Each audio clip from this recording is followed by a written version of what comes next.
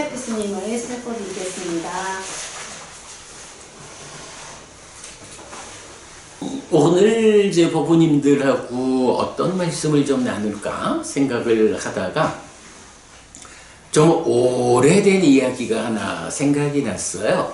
그래서 요새는 우리가 니카야.kr 우리 근본경전연구회 홈페이지를 중심으로 공부를 합니다만은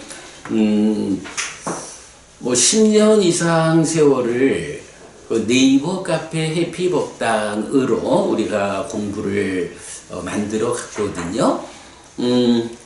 네이버 카페 해피법당에 옛날에 썼던 글을 좀 제가 검색해서 찾아왔어요. 일단 여러분들께 좀 읽어드리고 이야기하도록 하겠습니다. 2011년 12월 30일 날 적은 글이네요. 11년 4개월이 됐습니다. 커피 잔에 금이 갔어요. 묶임 해소의 불교, 이런 주제인데요. 제3기 해피설법회 5주차 수업 준비를 마치고 커피를 한잔합니다. 그런데 커피 잔에 금이 간 것이 보입니다. 왜 오늘 하는 생각이 머리를 스칩니다. 무엇을 암시하는 것일까? 어떤 의미로 받아들여야 하는가? 사실로 치자면 여러 해 사용한 커피잔이 이사 후에 어수선함에 의해 여기저기 부딪혔을 것이고 잔의 강도를 초과하는 충격이 금으로 나타났을 뿐일 것인데 간사한 마음의 요망질은 이런저런 의미를 부여하려고 안달을 합니다. 신의 뜻이라고도 할 것이고 이미 결정된 것이라고도 할 것이고 우연한 일이라고도 할 것입니다. 거기에 더해 이 상황이 암시하는 것은 무엇인가를 찾으려고 하고 해몽하듯이 거기에 묶여 하루 종일 신경질적인 반응을 뒤따르게 할 것입니다. 그러나 조건 지어져 생겨나는 결과일 뿐입니다. 연기, 좀 더 오래 쓰기 위한 조심스러움을 조건으로 제공하지 못했기에 생겨난 결과일 뿐 다른 것은 아무것도 없습니다. 기왕 금 간 것, 이참에 세 잔을 꺼내 멋진 분위기로 새로운 커피를 마시면 그뿐. 오늘 수업의 주제는 그것을 즐기고 환영하고 묶여 있으면 마음은 그것을 의지하고 그것을 취착한다로 마무리됩니다. 묶임의 현실을 바르게 보고 거기에서 풀려나는 것, 묶임 해소가 불교 공부인 것입니다. 회피하시기 바랍니다. 라고 썼어요. 11년 4개월 전에 쓴 글인데도 지금 별 차이가 없죠. 보자면 우리는 지금은 기뻐하고 드러내고 묶여 머문다, 이렇게 번역하는 것이 그 시절에는 제가 스스로 원전을 번역할 수 있는 전혀 접근되지 않았던 시절이니까 그냥 아마 즐기고 환영하고 묶여 있다라는 게 우리 초불련 번역일 거예요. 그래서 그 초불련의 그 번역된 책을 가지고 제가 공부를 하면서 그 즐기고 환영하고 묶여 있으면 마음이 그것을 의지하고 그것을 취착한다라는 요 문장을 2011년 12월 30일 법회에서 강의하려 하던 이제 그 내용이 있죠. 그랬어요. 제가 사실은 그때의 기억은 참 생생해요. 굉장히 충격적으로 저한테 와닿았던 사건인 것 같아요. 우리가 이제 2011년 5월 달부터 해피설법회라는 이름으로 제가 강의를 시작했죠. 그때 서울 조계사 앞에 템플스테이 빌딩 있어요. 지금도 그 자리에 있죠. 거기 3층에 강의실을 임대를 했는데 하루 빌려 쓰는데 그 당시 14만 원인가를 주고 제가 그때 원주 있으면서 서울을 오가면서 법회를 처음 시작했던 거예요. 그러다가 3개월 과정으로 2기를 마치고 나서 서울에 기억하는 분들이 가끔 계시더라고요. 은평구 응암동이라는 동네에 그 반지하에 12평 정도 되던가? 반지하에 그 아주 작은 공간에 이제 서울 법당이 시작되었던 거예요. 이제 그리고 이제 얼마 안 있어서죠. 차를 마시려고 하는데 찻잔에 금이 간 거야. 이게 또 연말이잖아요. 12월 30일이니까. 그게 딱 그 생각.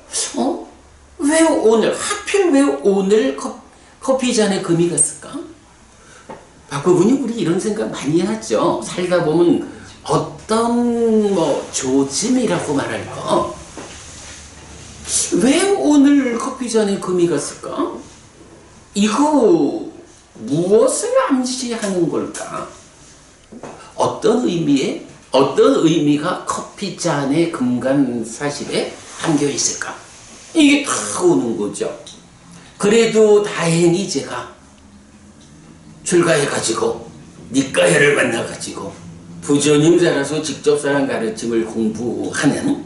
근데 이제 전체적으로 보면 그때만 해도 제가 지금만큼의 공부가 쌓이지 않던 시절이니까 거의 그 삼법인과 연기의 좀 명확한 구분, 이런 부분이 이제 잘 안 되었던 시절이겠죠. 그러니까 이런 그 사실과 관련한 접근을 삼법인이라고 말하지 못하고 연기, 이렇게 이제 표현한 게 나와 있죠. 이제 이렇게 부분을 본 거예요. 자, 사실로 치자면 여러 해 사용한 커피잔이 이사 후의 어수선함에 의해 여기저기 부딪혔을 것이고 잔의 강도를 초과하는 충격이 금으로 나타났을 것뿐인데, 간사한 마음의 요망질은 이런저런 의미를 부여하려고 안달을 합니다. 자, 사실로 말하자면 뭐예요? 사실은 기본적으로 무상고 무화 삼법인이잖아요.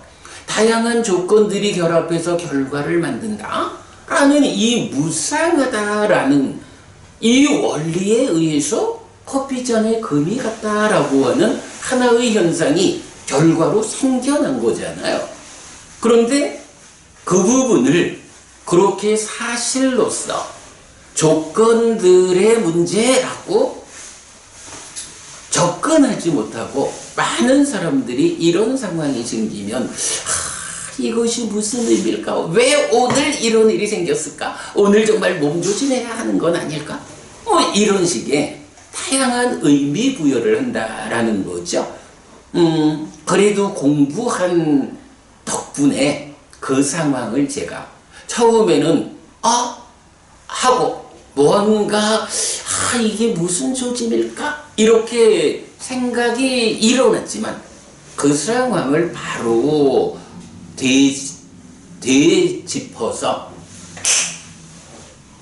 조건이 있었어. 커피잔을 여러 해 쓰기도 했고 얼마 전에 이사하면서 흔들렸으니까 이런저런 조건들이 결합해서 커피잔에 금이 갔을 거다. 금이 갔다 라고 단지 이런 무상하다라는 관점에서 보지 못하고 이것이 무엇을 의미하는 것인지, 어떤 조짐으로 나에게 온 건지 이렇게 마음이 일어났던 것. 이 부분을 제가 발견을 한 거죠. 그래가지고 그러나 조건 지어져 생겨나는 결과일 뿐입니다. 연기 이랬지만 여기는 무상이라는 말이 더 맞겠죠. 요즘은 무상으로 쓰겠죠, 우리가. 좀 더 오래 쓰기 위한 조심스러움을 조건으로 제공하지 못했기에 생겨난 결과일 뿐, 다른 것은 아무것도 없습니다. 자, 요때 커피잔에 금이 갔다. 이거 무슨 일일까? 오늘 어떤 안 좋은 일이 생기려고 요렇게 그 조짐에 마음이 묶여가지고 살지 않아야 한다? 어떻게 하자고?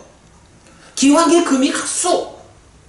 기왕에 금이 간 거 무상하다라는 조건에 의해서 금이 갔다면 이참에 요거 커피잔에 금이 가주지 않으면, 이거 이렇게 스스로 깨줘주지 않으면 아마 내가 저 찬장 안에 놓여있는 새 커피잔을 꺼낼 기회가 영영 없었을 거예요.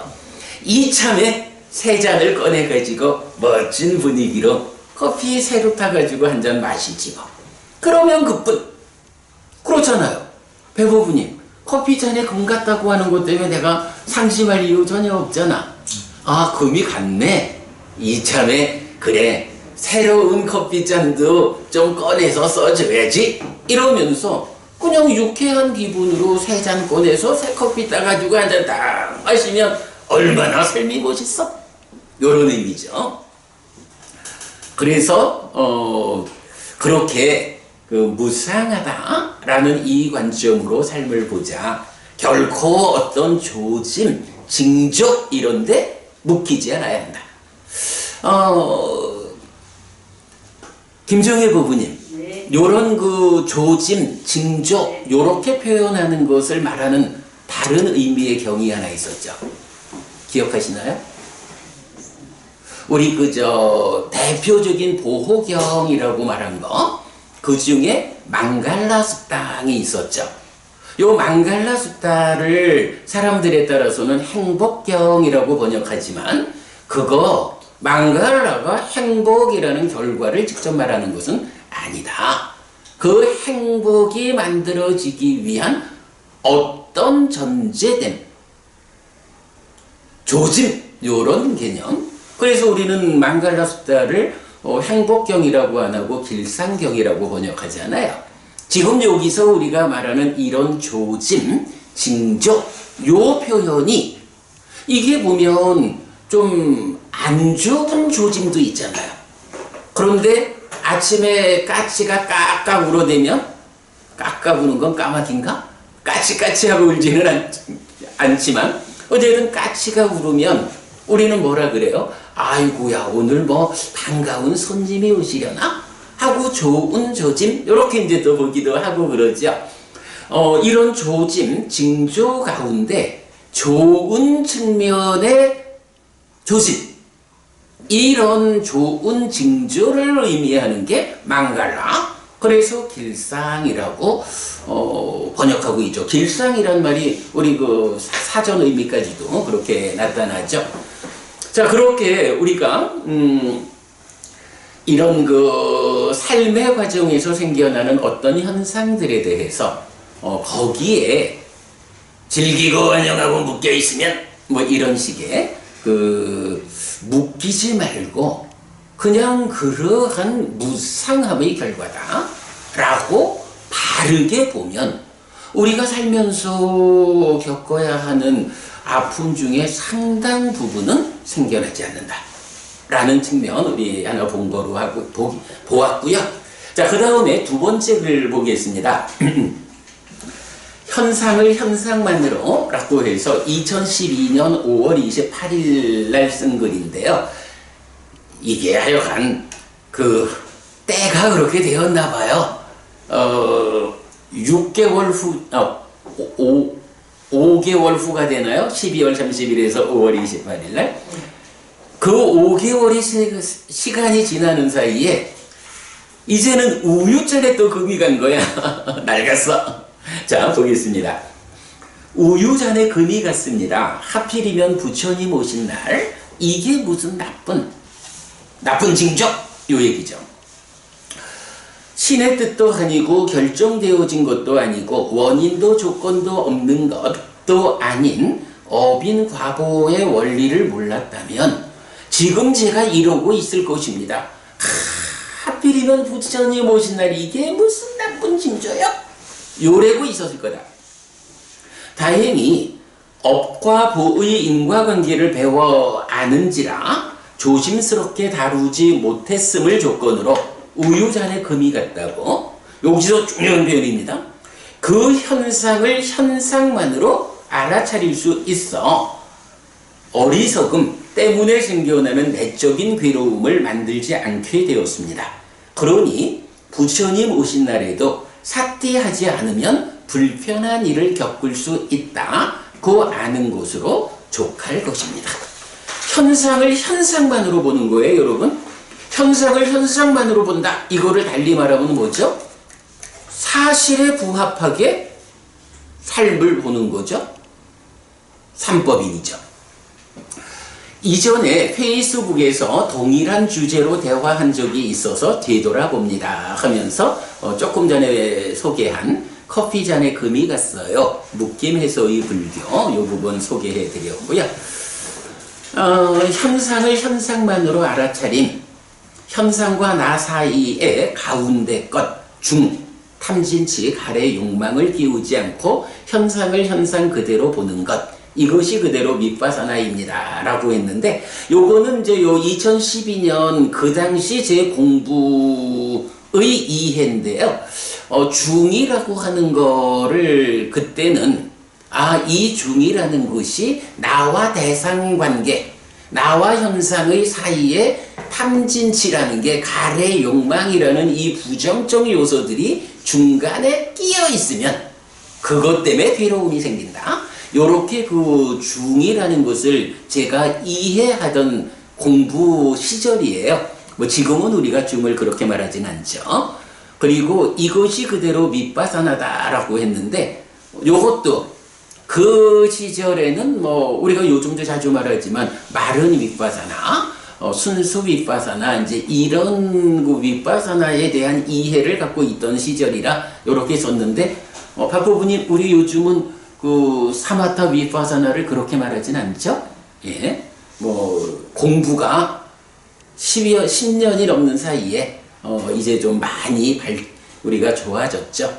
그러니까 11년 전에는 뭐 그런 이해들도 갖고 있지만 그런 건 좀 별개로 하고, 중요한 표현입니다. 현상을 현상만으로. 네. 세 번째 글입니다. 살며시 눈을 떠보니 형광등이 떨어졌다. 2013년 12월 14일 글입니다. 이 글은 이제 10년이 안 된 글이네요. 법당에서 수행 중인데 무언가 둔탁한 소리가 있다. 살며시 눈을 떠보니 형광등이 떨어졌다. 2년 넘게 사는 동안 손 한 번 대지 않은 형광등이 그냥 떨어졌다. 언젠가 컵에 금이 간 사건으로 글을 쓴 적이 있다는 생각이 떠올랐다. 그래서 놀람 없이 다시 수행을 할 수 있었다. 수행을 마치고 나서 살펴보니 형광등의 접속 부위가 전기장판을 뚫은 흔적이 있다. 이래서 떨어지는 충격에도 형광등이 깨지지 않았구나 하는 생각이 들었다. 그러면서 이전에 썼던 글 커피잔에 금이 갔어요. 묶임해소의 불교를 소개했거든요. 이건 또 이제 무슨 얘기냐 하면, 제가 이간 그 은평구 응암동에 우리 서울법당에서 한 3년여를 이제 살았었는데, 그 하여간 반지하에 하여간 12평인가 뭐 하여간 되는 이제 좀 작은 공간이었어요. 그게 이제 잠자는 방, 공부방 하나, 부처님 모신 이제 법당 하나 이렇게 있었는데, 법당에서 이렇게 또 수행을 하고 있는데, 무언가 아주 심각하게 다가오는 어떤 소리가 들리는 거예요. 수행 중인데 무언가 둔탁한 소리가 있다. 그래서 앉았다가 눈을 살며시 떠본 거야. 그랬더니 뜬금없이 형광등요, 이런 일자로 된 긴 형광등 있잖아. 이게 바닥에 떨어져 있는 거야. 아마도 제가 그 앞의 경우에 이렇게 커피잔이 금가고 우유잔이 금가고 이럴 때 어떤 조짐, 징조 이렇게 접근하지 않고 현상을 현상만으로, 요런 훈련이 그래도 앞에 두 번의 사건을 통해서 훈련이 된 거잖아요. 그러니까 딱 그때 그런 이해할 수 없는 상황이 벌어졌을 때, 그래도 다시 언젠가 컵에 금이 간 사건으로 글을 쓴 적이 있다. 현상은 현상만으로, 요런 생각이 딱 일어나서 받쳐주니까, 그래서 커다란 소리와 함께 형광등이 떨어졌지만 놀라지 않고 수행을 마저 했다. 수행을 마치고 나서 보니까 근데 이게 되게 이상하잖아요. 그 형광등이라는 게 얼마나 얇아요. 거기에 천장에서 바닥에 떨어졌는데 안 깨진 거야. 참 그것도 묘해. 그래서 가만히 살펴보니까 형광등이 이렇게 꽂는데 두 개 이렇게 발 나와 있잖아요. 좀 뾰족하잖아요. 이게 떨어지면서 그렇게 딱 떨어졌나 봐. 그러니까 그렇게 딱 떨어지면서 충격을 흡수하고 쓰러지면서 형광등이 안 깨진 거예요. 그래서 뭐 그런가 보다 라고 형광등이 떨어지는 게 무슨 징조일까? 그나마 형광등이 떨어지면서 어떻게 깨지지 않았을까? 이건 무슨 징조일까? 이렇게 접근하지 않고 이렇게 떨어지는 현상이 있었고 그 떨어지는 현상 가운데 요렇게 떨어졌기 때문에 깨지지 않았구나 라고 현상을 현상만으로 딱 이해하게 되니까 그 현상에 묶여가지고 무슨 징조일까? 오늘 내가 어떤 일에 대해서 대비를 해야 할까? 뭐 이런 식으로 접근하지 않을 수 있었다. 오직 오늘 공부의 가장 중심된 표현입니다. 현상은 현상만으로. 요거 이제 그런 일들이 생각이 났어요. 제가 처음에는 내가 오늘 어떤 이야기를 좀 여러분들과 나눌까 생각하다가 요 커피 잔에 금이 갔어요 라는 요 글을 제가 오래 기억하고 있어서 그 이야기를 하려고 검색을 하니까 글 3개가 연이어서 검색이 되었어요. 그래서 같이 좀 소개를 하는 게 좋겠다 생각을 했지요. 자, 제가 어저께인가요? 오늘 공부할 경이 낮은 자경이다 라고 소개해 드렸어요. 낮은 자경 몇 페이지죠? 395.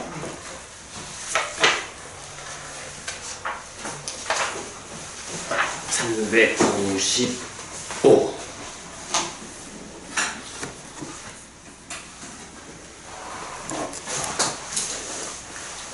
자, 그러면 우리가 경을 같이 읽기로 한 거죠? 우리말로만 읽으면 되죠? 자, 같이 읽어보겠습니다.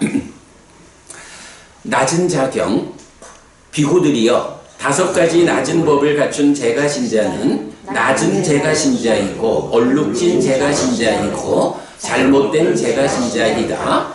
어떤 5가지인가? 믿음이 없고 계를 경시하고 길상에 신나고 업이 아니라 길상을 당연히 여긴다.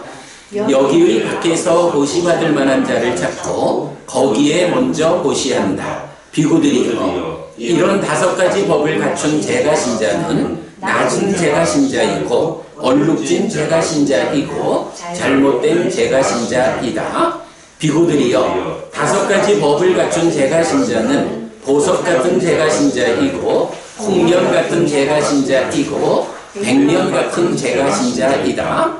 어떤 5가지인가? 믿음이 없고 계를 중시하고 길상에 신나지 않고 길상이 아니라 업을 당연히 여긴다. 여기의 밖에서 보시받을 만한 자를 찾지 않고 여기에 먼저 보시한다. 비구들이여 이런 5가지 법을 갖춘 제가신자는 보석 같은 제가신자이고 홍련 같은 제가신자이고 백년 같은 제가신자이다.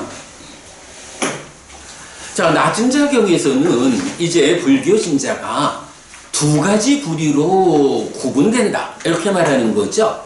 뭐 낮은 자이거나 보석 같은 제가신자이거나.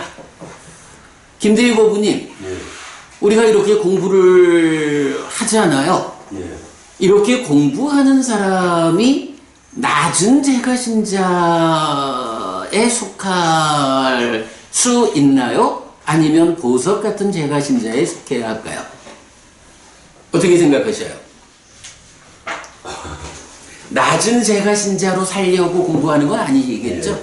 예, 우리가 사실은 이런 공부, 부처님 공부를 바르게, 그래, 부처님 살아서 직접 사람 가르침을 이렇게 함께 모여서 공부하는 이유는 출가자든 제가자든 이제 이 경은 특히 제가자의 경우를 말하는데 낮은 제가신자로 살 수는 없다. 보석 같은 제가신자로 우리가 살아야겠다. 뭐 이래서 우리가 함께 모여 공부를 하잖아요. 그럴 때 낮은 제가신자가 누구냐? 첫째, 믿음이 없다. 둘째, 계를 경시한다. 셋째, 길상에 신나고. 넷째, 업이 아니라 길상을 당연히 여긴다. 다섯째, 여기의 밖에서 보시받을 만한 자를 찾고 거기에 먼저 보시한다. 이렇게 되었어요.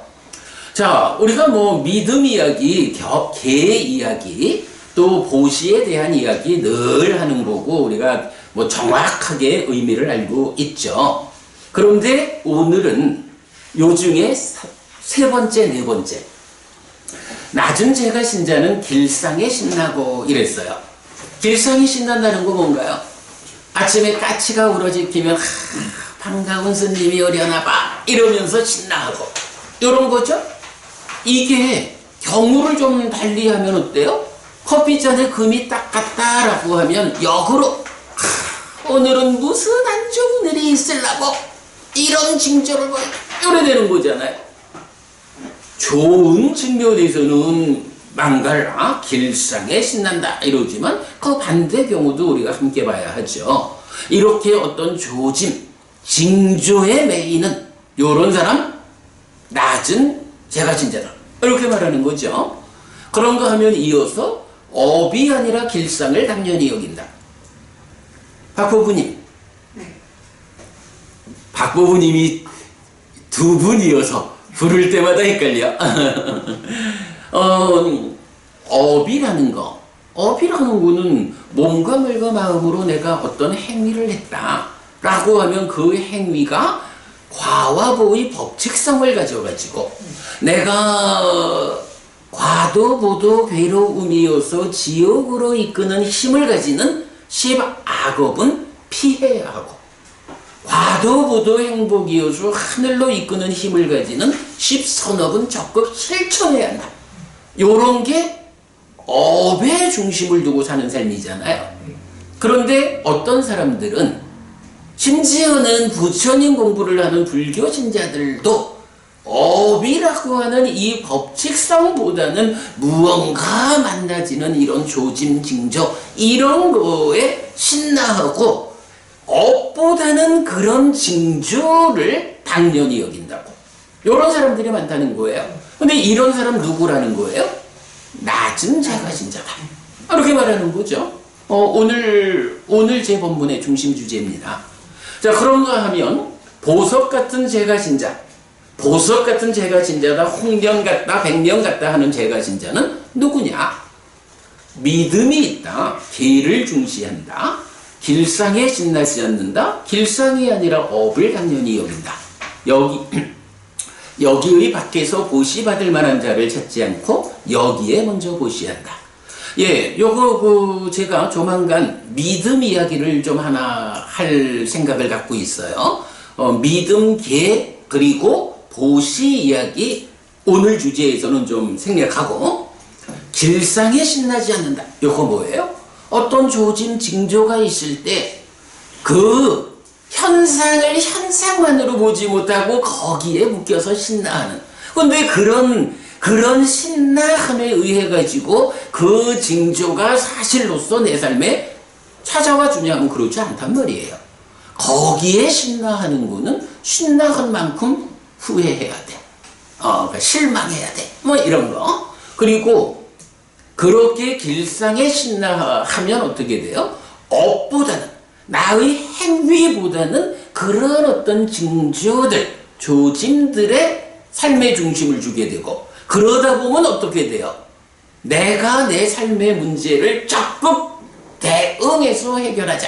이렇게 보다는 어디 점집에 찾아가든 뭐 아무개 도사, 아무개 고사를 찾아가가지고 무언가 새로운 조짐을 좀 얻으려. 이런 식으로 삶이 간단 말이죠. 그거 안 된다. 그래서 보석 같은 제가신자는 길상에 신나하지 않는다. 그리고 길상이 아니라 업을 당연히 여긴다. 앞에서 설명한 거에 반대니까 뭐 더 설명 필요 없죠. 예, 오늘은 낮은 자경을 중심을 중심 주제로 해서 그 5가지 요소 가운데 그 길상이라는 거, 길상이 좋은 측면의 징조를 말한다면 포괄적으로 나쁜 조짐, 나쁜 징조, 좋은 조짐, 좋은 징조, 요런데 우리가 끌려가지 않아야 한다. 현상을 현상만으로 보자. 요게 오늘 제가 말씀드린 중심 의미고요. 그러기 때문에 삶에 대해서는 어떻게 해요?